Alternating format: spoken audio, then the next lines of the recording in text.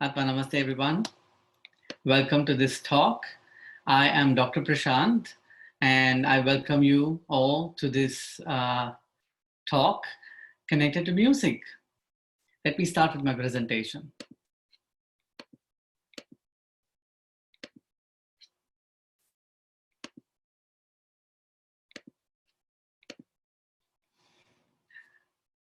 At the outset, I would like to express my gratitude to the Institute for Inner Studies for asking me to do this talk, and of course to Master Choa Koksui, who laid down the principles of energy, healing, meditation in my consciousness.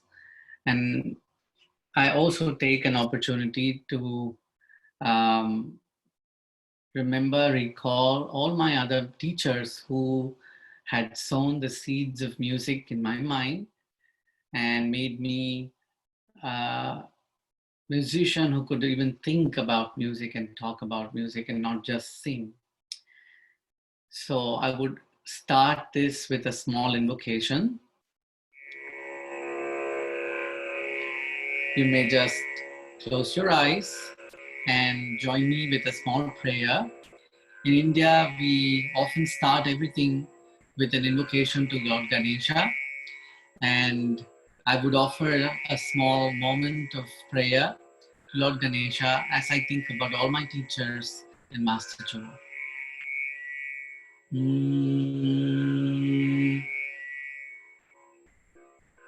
Shri Gananatham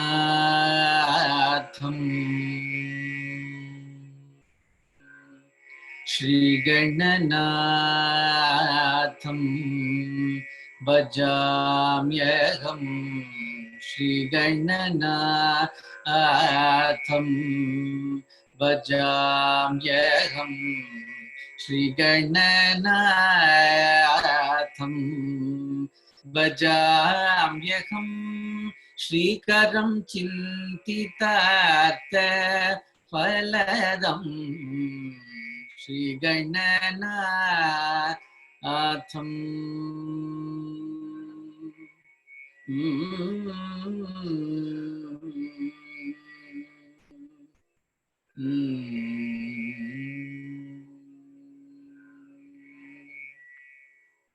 Thank you.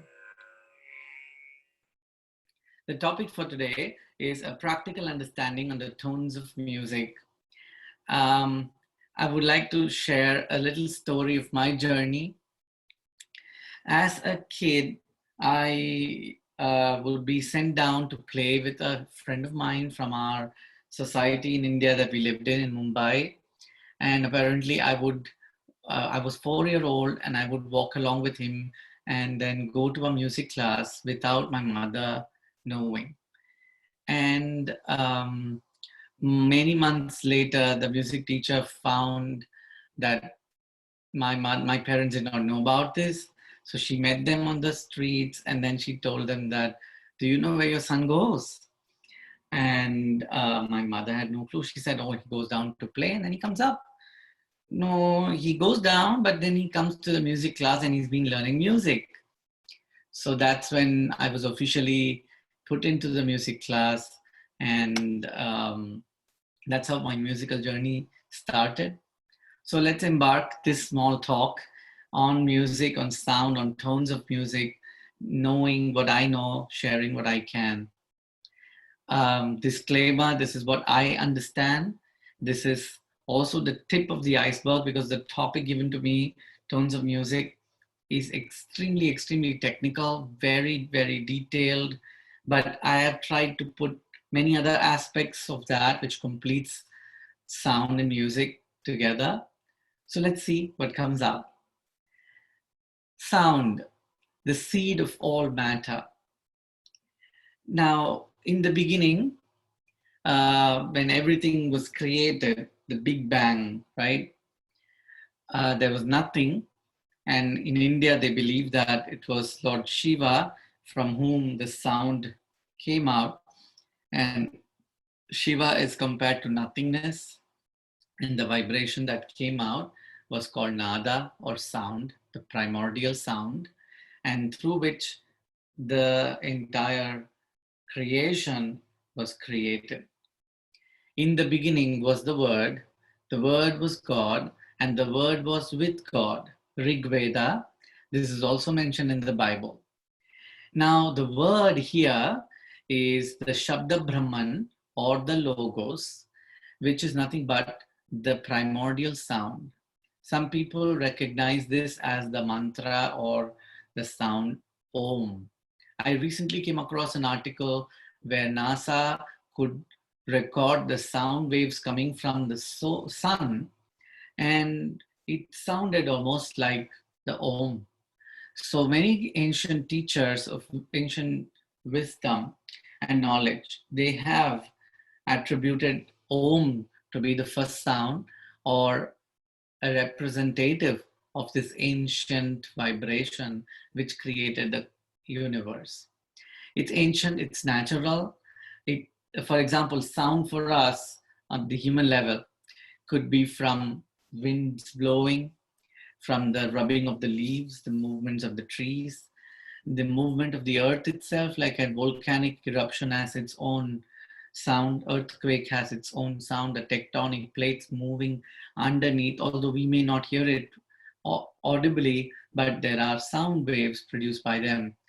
The birds, they have their own sounds, the animals produce their sounds. Like if you would remember that the whales and the other fishes, they correspond to each other using sound waves, right? Human speech is all about producing the right sounds to communicate, to have a conversation. The origins of music in ancient India was believed to be from the singing of the holy verses of the Vedas.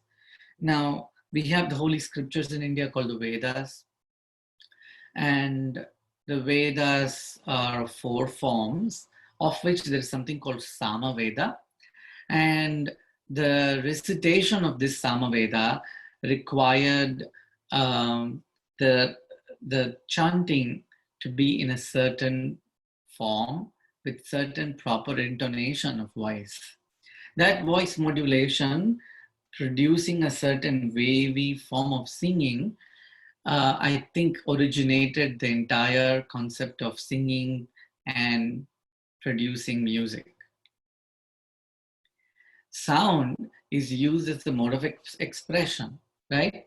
I just mentioned it some time ago. A feeling can be expressed in the form of using sounds. Sounds can be from instruments, from machines, from animals, from birds, from humans. But the tone of the sound makes a big difference. For example, if I want to convey something, a certain email or a text message or WhatsApp message may not convey the right mood, feeling, intention, right? The message is not exactly perceived. For example, when people type in bold letters, it is often understood that the tone of voice is shouting or screaming or somebody who is really, really agitated. But when you use the normal type of typing, it is not interpreted that way. So when you emphasize, you use a certain tone of voice while writing.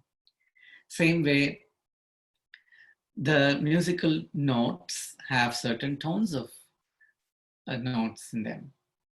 Singing, speech, voice, writing, emails, letters, all of them use a tone and have to be in the right tone.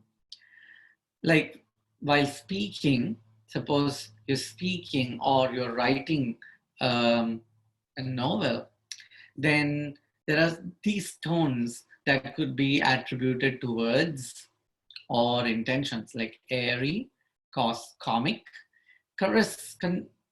airy, comic, condescending, facetious, funny, heavy, intimate, ironic, light, playful, sad, serious, sinister, solemn, somber, threatening. So it could be different modes or moods of us that we can express through words, through the voice, through the sound that we produce. Sometimes when you are very agitated, anxious, then you tend to start to speak very, very loud and very, very fast. But when you're extremely calm, relaxed, composed, you can say things with a pause, with the normal tone of voice, right? So, did you understand that the tone of voice is extremely important? In traditional music, a periodic sound is called a tone. These are usually measured in wave form. So if you see a wave of a noise or a noise sound is extremely irregular and that does not have a pattern. But if you see a tone, a simple tone has a beautiful synchronized regulated pattern. It is the smallest audible difference of a musical sound. So it is something connected to the ability to hear sounds. And each sound has its own tone. A shruti is a note of minute pitch, clearly perceived and distinguished by a trained ear. A musical tone is characterized by its duration, pitch, intensity, or loudness, and timbre or quality. So when somebody says something, it has a certain tone or timbre or loudness to it, right? Or it could be even the pitch at which somebody is screaming, talking, whispering. Collection of all these notes, different musical notes, with the respect to the starting note, are called shrutis or tones. In India, tone and rhythm are two sides of the same coin, and they are considered as mother and father. It's often said to musicians in India, Shruti Mata Laya Pita. Mata means mother. Shruti is considered as the mother of the musician. Laya Pita. Pita means the father. Rhythm is inbuilt in us, right? I'm talking at a rhythmic pace. I have a certain speed, a tempo at which I am speaking. So speech has rhythm. Music has rhythm, right? I was listening to an instrumental music and they did not have any percussion instruments, but the music itself had a beat in it and people could dance to it even without percussion instruments, right? And we have percussion instruments like in India, we have so many kinds of drums and mridangas and tablas, which could produce certain amazing tones, which we also call as nadam or nada. And that produces an amazing magic, right? So Shruti and Laya, tones and rhythm have to go hand in hand. A musical tone is called Shruti in India. Now, if I could sing them, they are like, for example, do re mi fa sol la ti do, sa re ga ma pa da ni sa. Just based on the language of the place, people have certain names to each of these tones. We'll go to that in detail.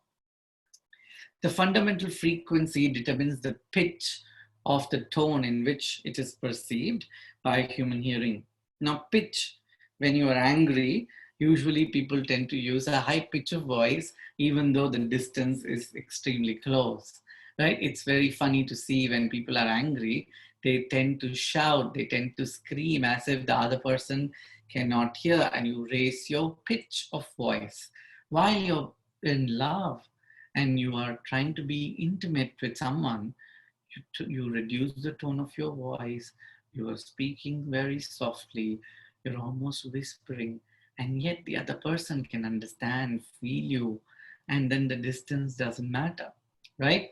So pitch in which one can sing, speak, or play an instrument is tuned in is called Shruti also. Okay, so Shruti has two meanings. One is the pitch of your voice. Second is the tones of every note. For example, on this scale, there are constant shrutis. For example, sa, pa, sa. Okay, so these are constant notes, the first and the fifth note usually. Now, usually in India, shrutis are set, especially for instruments, string instruments like the sitar, tambura, veena, usually using a pitch pipe. So many artists would have this with them, and before a concert, they would set everything, tune everything based on this pitch pipe, based on the pitch that they want to perform, and they feel comfortable singing in that pitch. For example,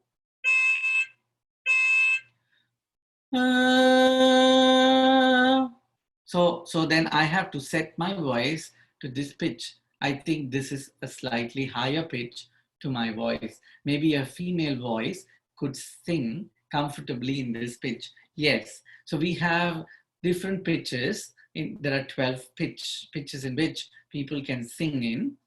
For example, F sharp, G, G sharp, A are commonly used by female musicians if they choose to sing in. Male musicians usually sing at the lower pitches like B, C, C sharp, D. These are commonly, mostly like C, C sharp is where the male voice and the timbre of the voice is comfortable to go in that octave. But females prefer to sing in the higher pitch, and you use a pitch pipe or further down an instrument on which you can base your voice to or tune your voice to. Now, all instruments are usually tempered on the equitempered scale. It starts with 0 to 1200 cents. These are measured in cents. These are measurements. So a shruti is actually just a measurement or placement of the notes on a particular scale. Like the Western classical form uses A, B, C, D, E, F, okay, B flat, C sharp, E flat, F sharp, such connotations to understand the position of the note on the keyboard, right? Or in the Roman form, it could be also 1, 2, 3, 4, 5, 6, up to 12 notes. If we measure them and put them at distances, then they're measured in cents. Now, this is called the equitempered scale. In India, if I set my instruments and I sing to the equitempered scale, certain notes that we use for certain scales of or tunes do not sound consonant. They could be dissonant. That means not in tune. Since in India, all the scales that we sing have to be in a certain tune, prefixed, constant tune. Therefore, the consonants of the notes are highly valued, and therefore we have the inclusion of the 22 placements of these notes. There are 7 notes, but 22 placements. So shruti is nothing but an expansion of these 7 notes. These 7 notes are of different tones, semitones, microtones, halves and quarters like in the Western music world. In India, we just call them different shrutis. They are just positions of each note or measurement between the space of producing the notes. So sa and pa, the starting note and the 5th note are usually constant. Now in the 7 notes, right? But if I take these positions, then pa becomes the 13th position from the beginning sa, which is 0, right? So sa, pa, these are constant in any scale, right? Of course, the pitch that you would sing in might vary. For example, if I start at a lower pitch sa, pa, sa, pa, sa. So this could be a range of my voice in an octave. But suppose if I could sing at a higher pitch, sa, pa, sa, pa, sa, pa. So this becomes my range of voice. But again, if you notice, I have to strain a bit to go at the highest part of the octave.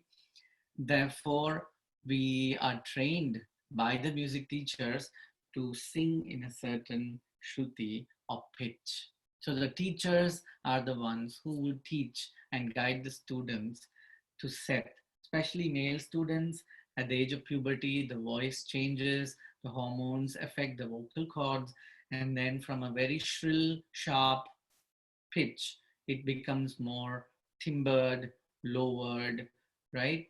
A harder form of voice.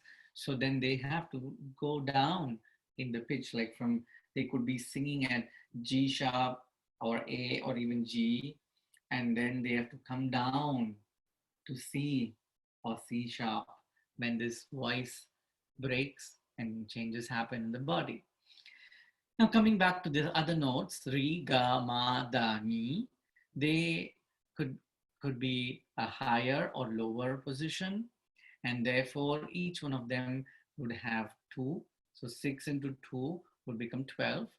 And since there are 2 variants to each of them, we have a total of 20 plus the constant Sa and Pa, total of 22. It's quite confusing. It's too much of detail, which we do not have to go into. Just understand that Shrutis are of 22 in position in a musical scale. The combinations of these tonal positions of the 7 notes in a scale, in India we call it a raga. In the Western school, it is called a scale. We call them ragas. So summarizing it,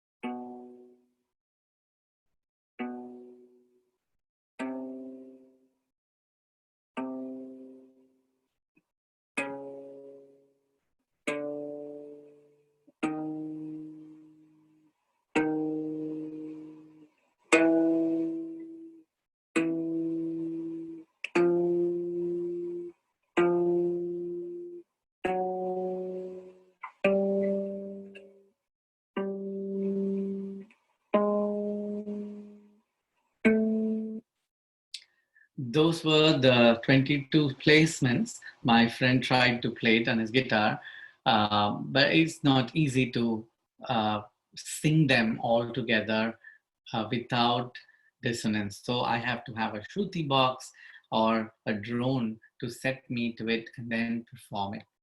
So we have 7 notes, 12 positions. Okay, therefore they become not 7 but 12, and then each of their different tonal values make them 22 shrutis. So in India we could call them sa, which is constant, then re1, re2, re3, ga1, ga2, ga3, ma1, va2, then ma3 sometimes, pa is constant, da1, da2, da3, ni1, ni2, ni3. So this is how usually these tones of music are 22 in number. Again, it's too technical. We don't have to focus on that. Now, in the beginning, I said that these tones of music are also known as shrutis, but the pitch to which a musician sings is also called a shruti. So very, very ancient. Now I've shown a picture of a sage, a celestial being called Sage Narada, who's often depicted as a musician who could sing music to the world holding an instrument called the tambura. Now, The tambura is a four-stringed instrument which is tuned into a particular pitch that is comfortable to the musician or the performer. And then it is plucked using the index finger, and it produces a series of tones by which you can set your pitch to and sing in that pitch.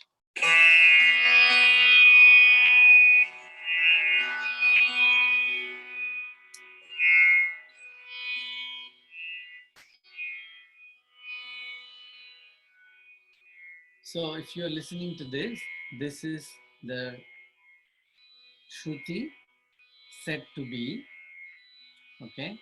And if you pay attention,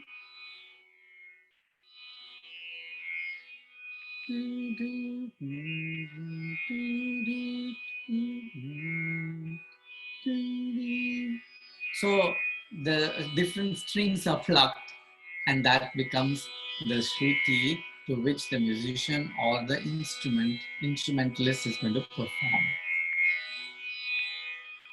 It has a droning effect, therefore it's also called a drone instrument sometimes. But when you play it with real, I don't have my Shruti, my tambura with me, but yeah, I have two of them, and they're very old, almost like antique pieces. And when you play it, and the sound of it really mesmerizes your senses, and you could be in that meditative form. Now, I remember when I was 4 years old and I started my music classes, my first music teacher used to use something like this, the instrument called Shruti box. It used to look like this wooden box, and it had holes, and then it was supposed to have a wind effect blown by the the movement of the fanning effect through like an accordion. But not all the keys would be open. Some keys would be open, many keys would be closed based on the pitch in which you want to sing it. So if I could play it, it would sound like this.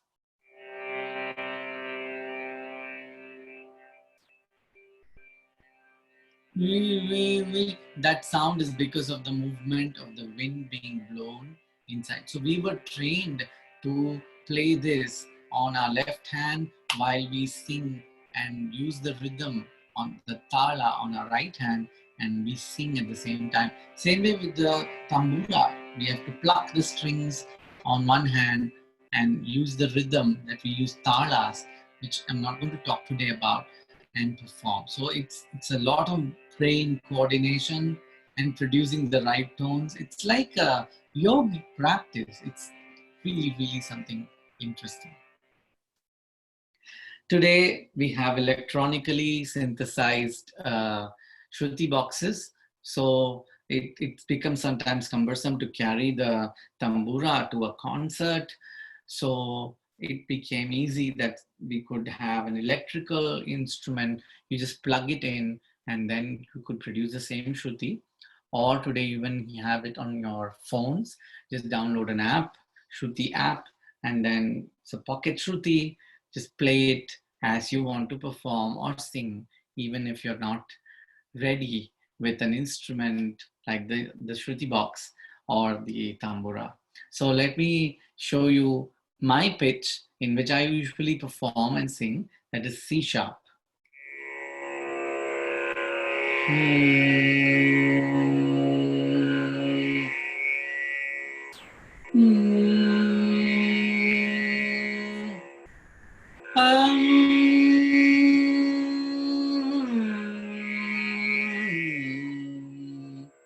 So we usually set our voice using the sa, pa, and the higher sa to set our voice to check if my voice is today okay to sing.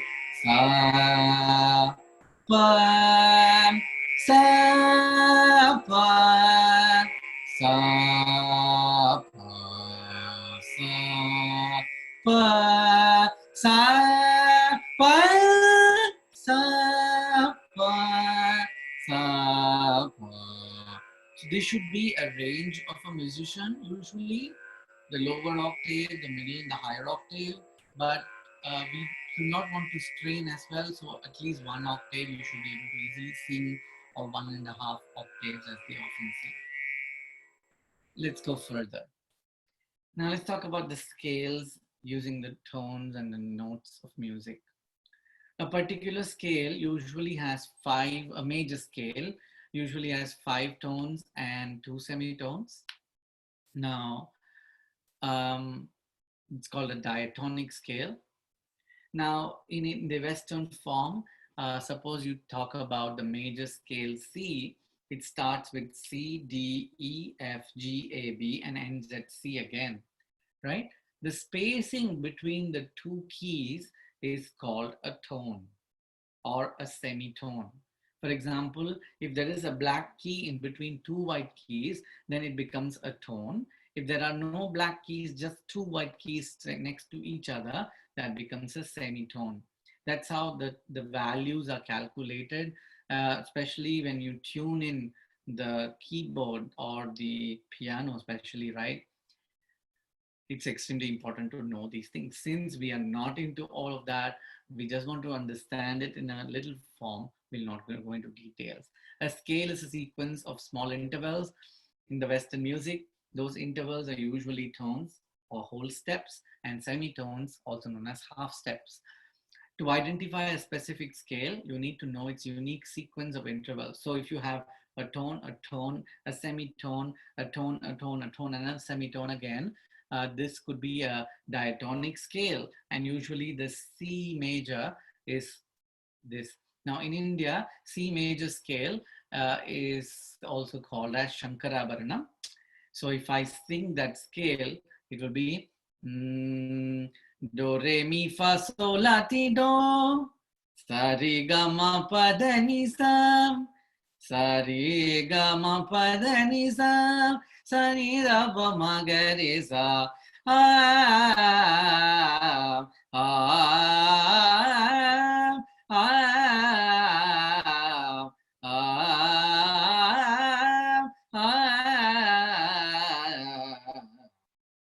So this becomes a scale of musical notes. In the Western world, we have 12 major scales. In South Indian classical music, we have 72 major scales and thousands of combinations and permutations of minor scales derived from these 72 major scales. I would like to demonstrate a few. Let's talk about these scales in the Indian form. The raga, colors or collection of notes in a particular scale when played in phrases are called a raga. We have 72 such major scales, 72 major ragas. We also call them the mother ragas because they gave rise to the smaller scales or the minor scales, minor ragas. So they're classified. We have a huge nomenclature, classification, which is centuries old. And it's amazing how mathematically we have a certain formula to derive the names and the numbers of these major scales. As a student of music and as an examiner of music, I have to ask these questions, technical questions to music students of a certain caliber when they have to give their exams, and then they have to know a certain scale, the name of the scale, the number of the scale, how did you derive it, how can you calculate it, so on and so forth. At this point, that's not our focus. Each scale or raga has ascending notes and descending notes. If you saw me before, when I was singing Shankarabharanam or the C major scale, I showed the ascending and descending forms. Like I have the step ladder here, sa, ri, ga, ma, pa, da, ni, sa, sa, ni, da, pa, ma, ga, ri, sa, right? So that's the ascending and descending scales, arohana, avarohana in Sanskrit. So the embellishments of each of these notes in a particular scale using vibrato or sliding, gliding, microtonal forms gives the value to that scale. The melodic part of that scale is because of the intonations in which those notes are vibrated, embellished, and pronounced. Okay, so therefore we have so many variations, 72 scales, because of the permutations, combinations of the 22 Shrutis. So for example, if I wanted to sing a minor scale called Raga Mohanam, which could be having 5 notes in the ascending, 5 notes in the descending, say starting at C again. Sa ri ga pa da sa sa da pa ga ri sa. Now this is a scale.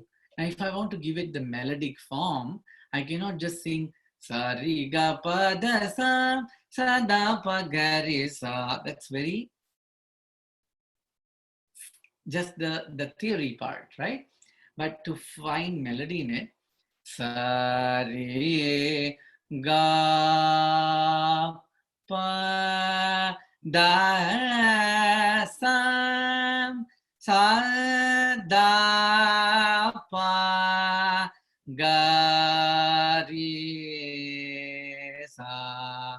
That sliding from the ga to ri produces the melody sa ri ga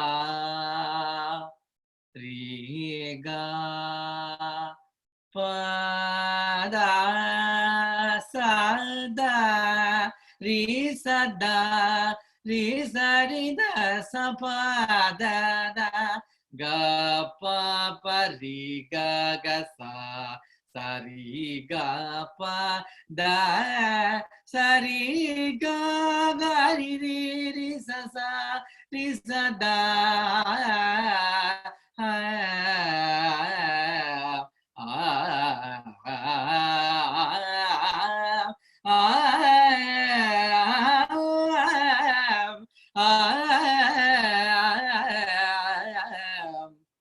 we use a lot of sounds to use these notes without singing the wordings like C, D, E, G. Instead of saying something like that, I would not say sariga.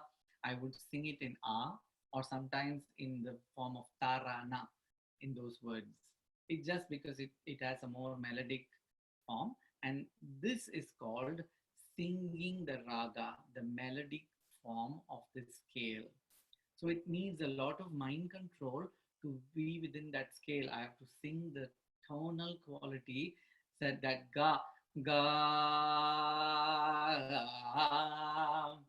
ga,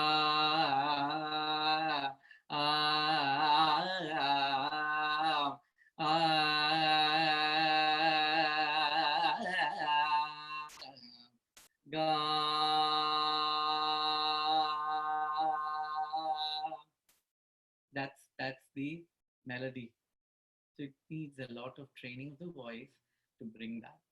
Now, for another example, say Arabi, I would like to show you how the musical notes could be used in doubles and triples in descending ascending form, which is also beginning scale lessons for voice training.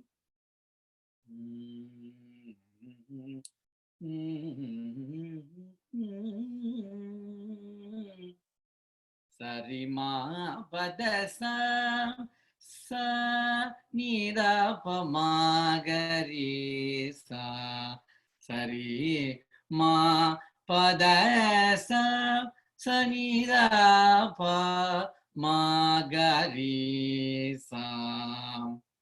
So if you note that the Ri and the Ga are same as Mohanam, the previous raga, but in Arabi, we have the Ma, which is not there in the previous raga. So this is how permutation combinations happen. So Zarima Vadasa Sanidava Magarisa Sazamini Dava Magarisa Sazari Mama Baba Dadasa Sarimari Zarida Zarida Zabada Zada Bada Ma Parimari Pamada Basa Pada Sari Mama Risa Zada Risa Zada Baba Sazani Nida Baba Mama Riri sa da ni ni da da pa pa ma ma ga ga re re sa da sa sa vi ma pa da ma pa da sa sa. So we could even practice modulating the voice using the notes. And this practice allows me to understand the position again and again. Again, I cannot do this on my own. I need a teacher who is an expert to teach me to sing it in the right way. Because as a beginner, this differentiation is very difficult unless you have heard them hundreds of times before. Then it becomes easy. Of course, there are child prodigies who are born with this talent and they could just sing, they could just perform, they could just identify. There are small kids today who could just identify the scales, just identify the notes, they could write it. My teachers were like that. They could just listen to someone going on a train and then just notate the entire composition just by listening. So that needs an innate intuitive intelligence. But if you listen carefully, you can be trained also to understand this in that kind of level. But yeah, we have lessons, beginner lessons to the very advanced levels of music lessons, which allows a musician to explore this aspect of tonal singing or the raga. Now, let us go further into my research where I found out that every tone, every note could be corresponding to a certain chakra. Chakras are nothing but energy centers, right? As pranic healers, Master Choa Kok Sui explored the chakras to the maximum, and we have so much of information and knowledge imparted in the pranic healing courses, right? I'm going to stick to the 7 chakra system because we have 7 notes. Of course, we have 12 notes. We could also talk about the 12 chakras, but I found out in the olden scriptures from India, which was like 2000-year-old or even further down in centuries, lots and lots of information on shrutis, on chakras, on meditations, using the notes, right? So they had so much of knowledge about the meridians, the chakras, that they could use certain specific sound to activate a certain chakra. Now, I would like you to tell a story. Many years ago, I was part of a symposium, music symposium, and there was a bit of a research that was happening there. And there was this music therapist who came and performed, and then she had her veena tuned in, and then she was sitting there. Veena is a string instrument from India, like the sitar, okay, but it has more frets and different tunings that we tune it to. Now, she said that I would perform the same raga, but you guys have to close your eyes, and I would perform it 3 times, and we would check what happens to you each time. So it was just a trial basis experiment based on her previous experimentations and inferences. So she played the first raga, and we were all closing our eyes, and I felt sudden rush of power, strength, and I almost wanted to stand up. She stopped. She asked us, "How do you feel?" And many people raised their hands and they said, "Oh, I felt like getting out of my chair. I felt like stepping up. I felt like going out and standing up. I felt like somebody is going to push me and ask me to stand up." So many people had similar feelings like power, strength. Then she said, "Okay, let me play the second raga." It was the same raga, but in a different form. So she played it. We were all closing our eyes. And there was this wave of calmness and peace, silence that filled us through the sound. And it was very calming. Then she said, "How do you feel?" And people had the same expression. Then she played the third song, third version. And that instantly, almost like within few seconds, made me feel extremely, extremely calm and relaxed and want to almost sleep, go into deep meditation, something like that. There were people who took time to open their eyes when she asked us to open our eyes. And she said that our experimentations have been based on chakras. And then she further said that when I could focus on a certain chakra, and produce a certain tone or raga, the vibrations produced through the musician can influence the listener and can affect the similar set of raga, chakras in the listener. So I raised my hand. I asked her, "Did you focus on the Muladhara for the first time?"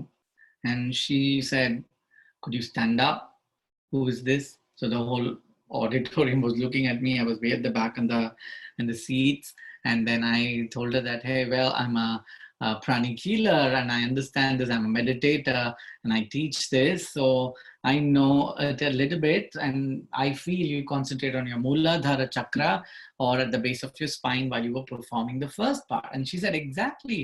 I did that. And I have seen this with so many people. If I want to wake up someone, I could just play any tune, specifically the ones which are based on that uh, chakra.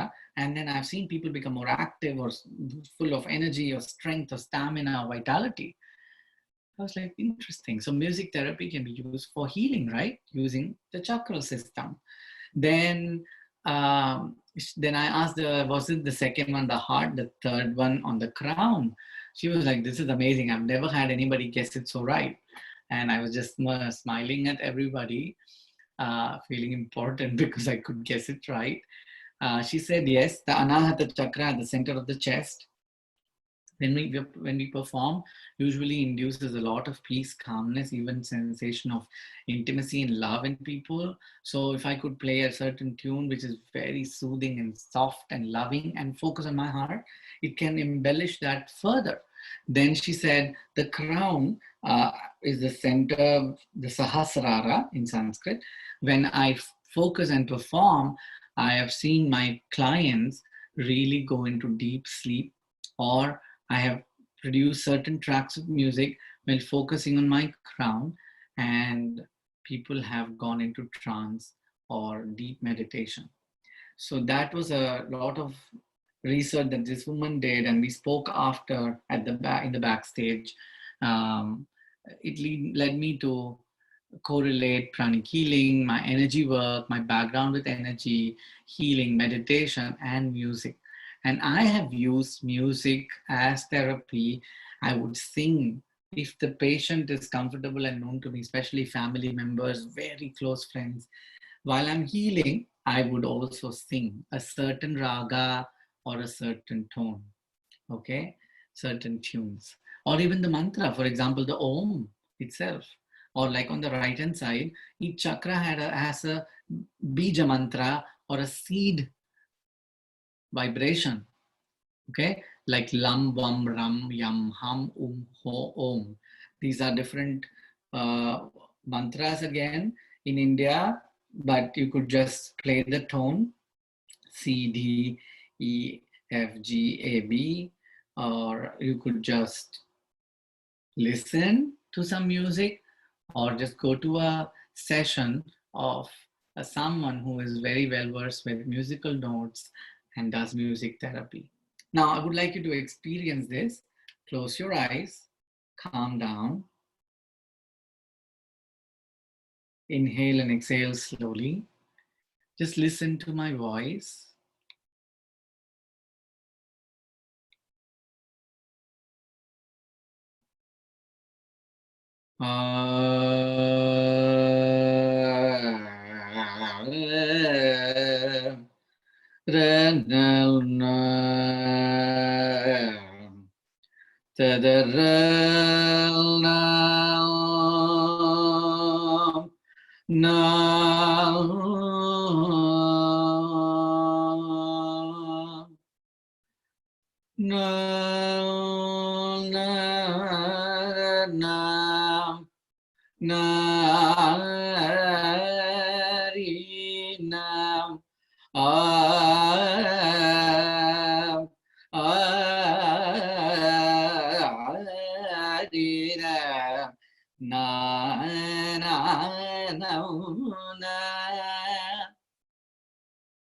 So I hope you felt something. You might feel waves of peace, waves of calmness, because I was focusing on my heart while producing this raga. Let's go further into this topic. These are the different positions on a scale on a keyboard. Okay, I was reading this chakral connotations in Sangeeta Kalpadrumam, Sangeeta Ratnakara by the ancient musicologists several centuries ago. And I came across pictures drawn by Sri S. Rajam, another great musicologist and music teacher, performer, performing artist, passed away recently. A very close friend of my teacher, music teacher. Um, and he was also a painter. So he came up with reading all these scriptures and came up with painting the deities assigned to each of these notes of music. Yeah, in India, every note of music is affiliated to a deity or a being. Like in the Western world, we could call it an angel, right? The musical angels or the angels of music. So yes, there are angels of music or devas associated with music.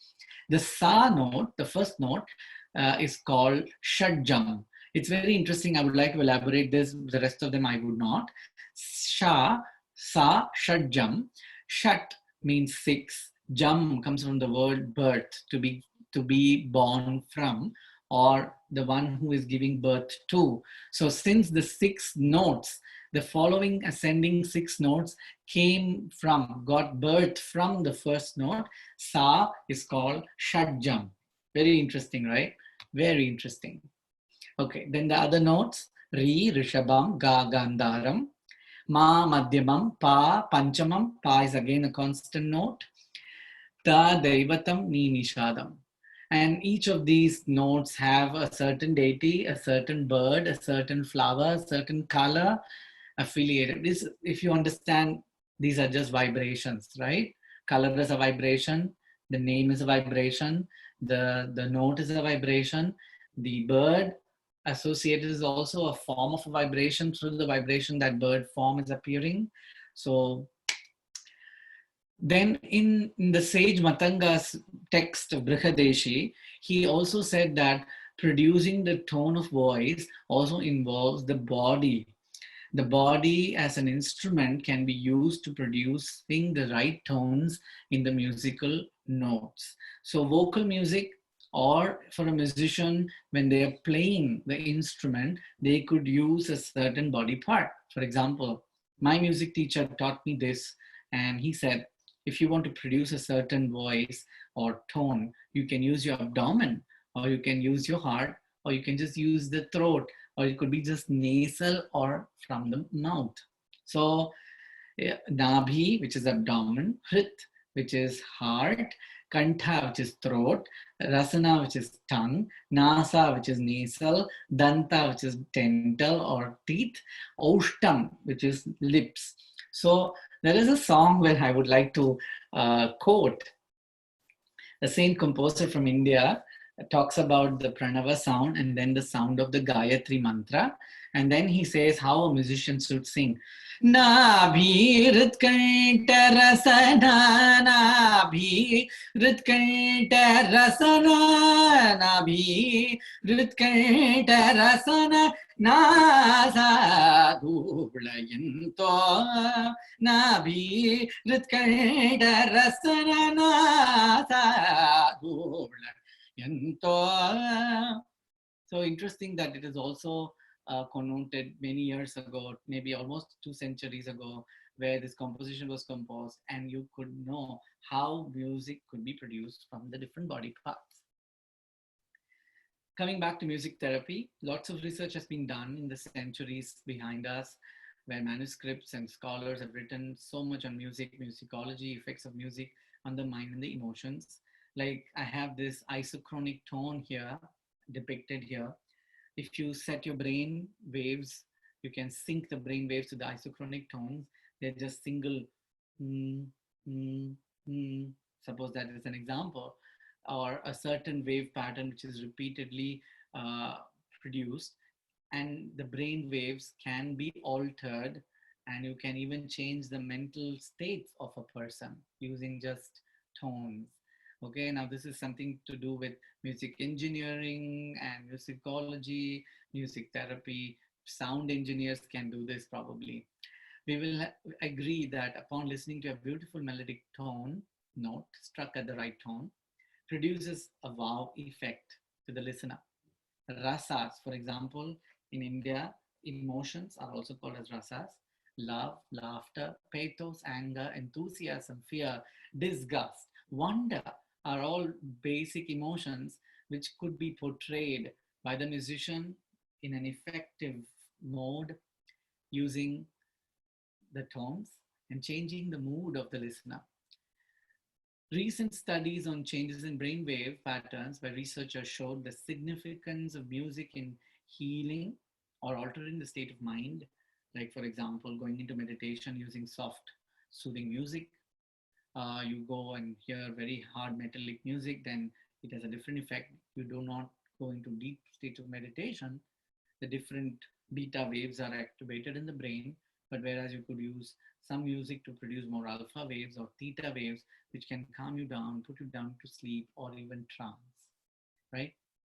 So a tone of music is extremely important, which allows us to understand the value of using the right tone while you sing, speak, or communicate. With that, I come to the conclusion of my presentation. Thank you for listening to me. I once again, extend my thanks and my gratitude to the Institute for allowing me to share my insights on the tones of music. I hope people are educated through this talk. It's very technical, yes, but I hope it could also give some insights on those who are researchers and those who have inclination to understand more on music. Namaste. Thank you. Signing off.